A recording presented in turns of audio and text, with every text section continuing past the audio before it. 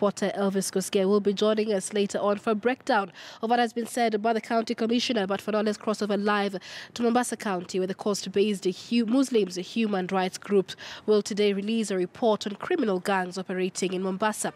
Now, this report documents the details of how juvenile groups have been operating in Likoni, the motivating factors, and how the gangs can be eliminated. Let's listen in. That roadblock is an ATM. But there was no cooperation. There should be cooperation. You see, this handshake between two presidents, you know, it is upon us to make it work. Everybody is waiting for a miracle to happen between Raila and Uhuru. It shouldn't. We should do our part also, and the police also should do its part. Issues of corruption on police is high. But police also should step in and listen to members of the public. Today in Kenya, not here in Mombasa, but the whole country, a presence of a police, it makes you shaken. It should be that you feel secured when you see a police officer. And we have noticed that 80% of police officers, they walk around with guns, full combat, but without even a number. And that is wrong. Because if that police officer wronged you, he will never give you his name. You will never know how to report that police officers. It is important. To tell you the truth, any police officer who stops me, if he doesn't have a badge, I told him no. Unless you have a badge, then you ask me a question. Otherwise, I don't. And members of the public should do the same. Don't expect miracle. You stand up and fight for your rights. And stop giving bribes. And stop offering bribes because you did something wrong. Let's hope. County government of Mombasa, the security organ of Mombasa, and we also thank County Commissioner for all these initiatives. They have to get cooperation between these groups. And this Kamukunji must go everywhere. We want to see the governor himself be part of this solution. He must go before the members of the public. Members of the public are complaining today, and the governor is not around.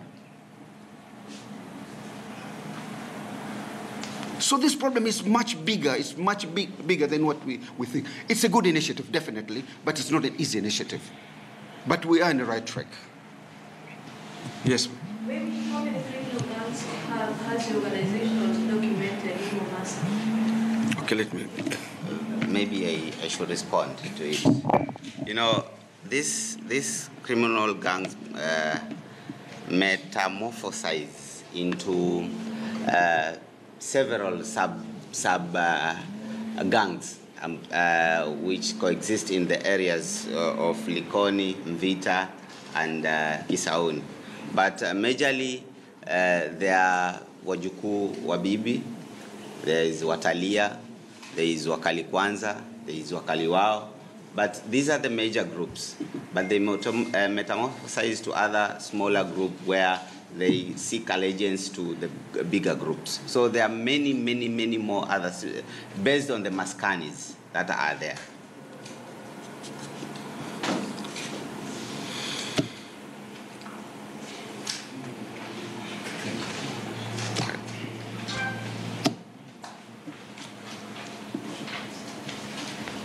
Ladies and gentlemen, we thank you very much.